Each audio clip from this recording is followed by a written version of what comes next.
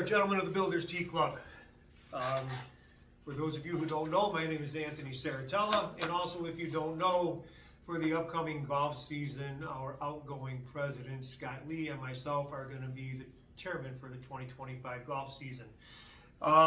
First off, I want to thank everybody who responded to the survey. We had more than 80 people respond, which I think is a tremendous response. It just shows that people care about what we're trying to do, and everybody just wants to try to make things as good as it can be for everybody.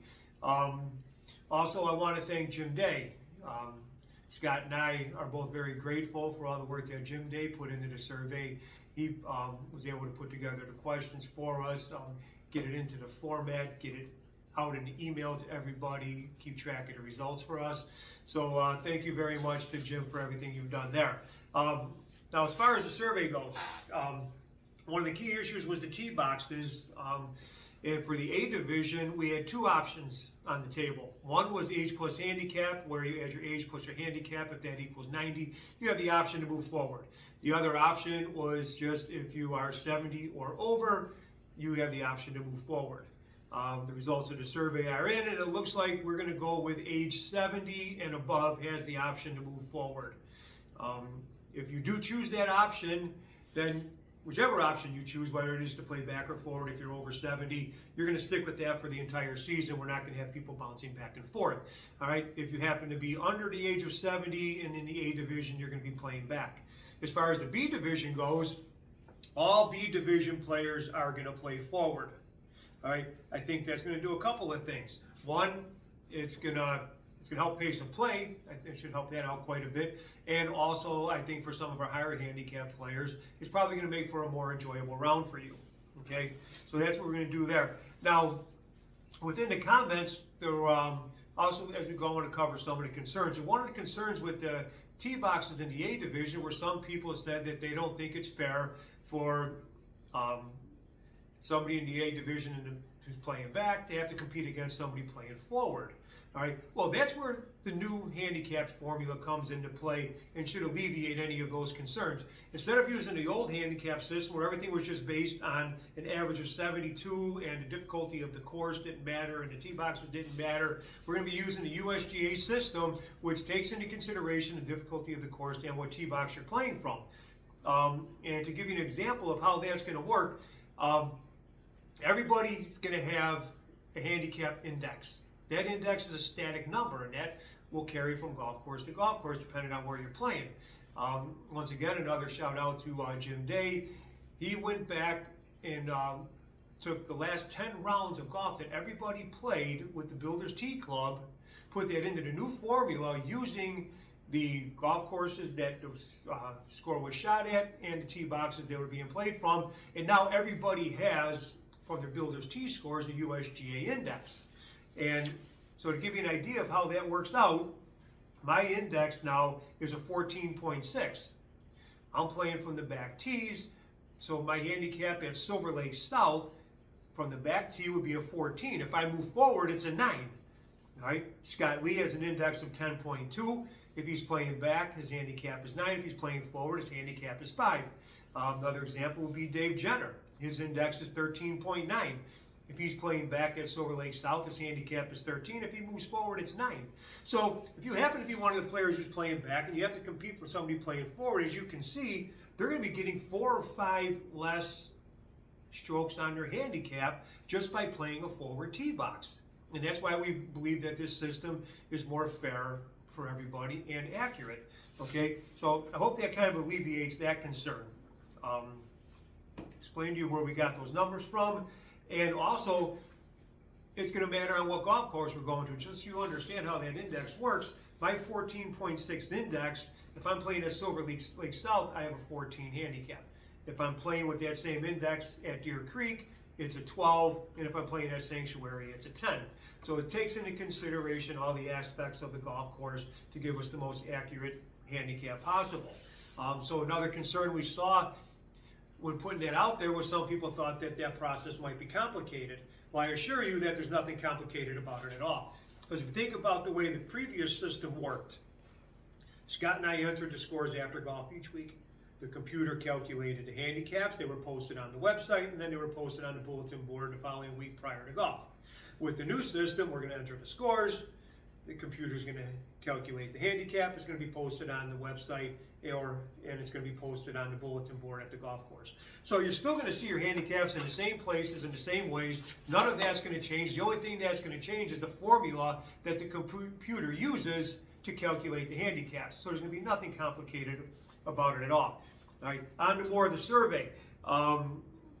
We had a section about different rules for the B division than the A division. I wasn't really all that crazy about that right from the start, but we put it out there to see what people thought.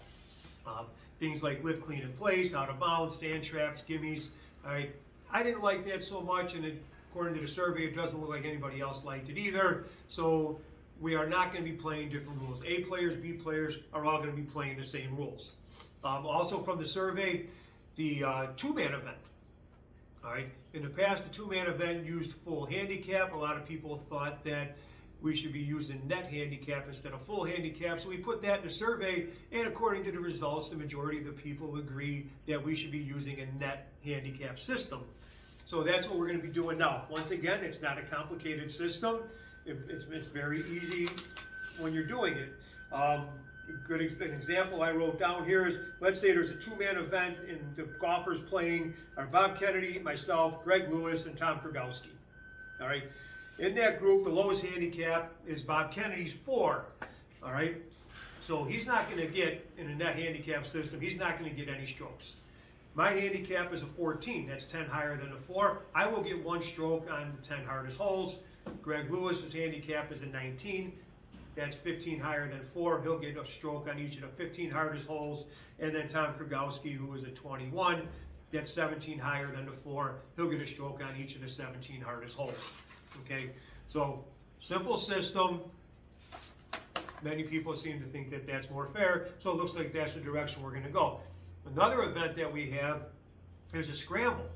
Now, no matter how hard you try, when you have A, B, C, and D players in varying handicaps, you try to match them up as closely as possible, but somehow there's always some disparities, and there's always some people thinking that one team has an advantage over another team.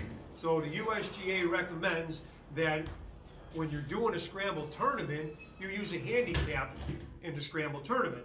And the way that handicap works is you would take 20% of the A player's handicap, 15% of the B player's handicap, 10% of the C, and 5% of the D player's handicap. You add those up, and that's how you get your team handicap, and that makes it a much more fair and even competition when you're doing a scramble. All right, that was in the survey, and it seemed like the majority of the people were in favor of a handicap system for the scramble. Once again, it will not be difficult because all of that will be figured out and calculated ahead of time, and before you even get to the golf course, you're going to know what your team handicap is. Okay, there were a lot of other comments besides just the two that I mentioned, as far as people worried about things being complicated and about competing with players that are playing ahead of you. I'm not going to get into all of the other comments. We have read them, but when Scott and I meet with the golf committee, which is probably going to be coming up in the next couple of weeks, then we're going to go over those things. We're going to look at the comments. We're going to look at the suggestions, and we're going to see if there's anything in there that it looks like we may be able to implement, and we'll just go from there. So that's really about all I have for now. And just because some people have asked, people wondering about this monkey here. All right, some of you know, some of you don't. That's my tree-wood monkey. All right, he's been around for a few years now, and unfortunately, he's been defiled on multiple golf courses by people the likes of Mike Breyer and Scott Lee and Kevin Bewley, and he was even forced to give birth on the bar at Silver Lake one day, and I think Paul Kleinpace was largely responsible for that. But he's been through therapy, he's doing well, and he serves me well, and he does a tremendous job. And Mike Breyer seems to think that his pansy-ass squirrel is going to kick my monkey's ass this year. All I got to say to Mike and his little baby squirrel is, bring it on, the monkey's going to kick your ass. That's all I got for now. If anybody has any questions or concerns or anything, feel free to call Scott or myself at any time, and we'll be glad to take as much time as necessary to talk to you about any concerns that you have. I hope everybody had a very Merry Christmas, a happy and safe New Year, and we look forward to seeing everybody soon. Everybody have a great day, and thank you. Oh, and this time I didn't drop my golf clubs on myself.